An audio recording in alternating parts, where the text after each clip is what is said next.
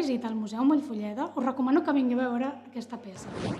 De les incomptables vegades que m'he passejat per aquestes vitrines, totes i cada una d'elles, m'he parat a contemplar aquest exemplar en concret.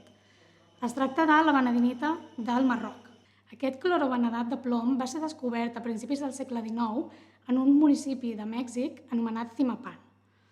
Els cristalls d'aquest mineral normalment són d'un color ataronjat molt fort, però també podem trobar tonalitats que van des del groc fins al vermell.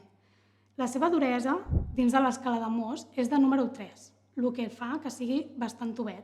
Aquest mineral té uns cristalls que normalment es troben en agregats i solen tenir formes que van des dels prismes fins a formes més tabulars.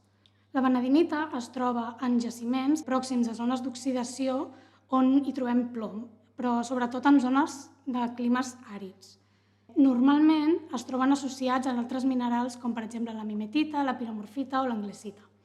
I es troben en tot el món, bàsicament, es troben en quasi tots els continents.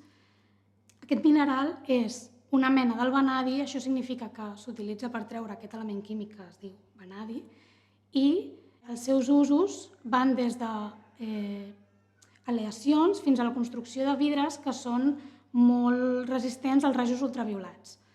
I per tot això que us he explicat, si veniu al Museu Mollfolleda us recomano que vingueu a veure aquesta peça tan bonica del Marroc.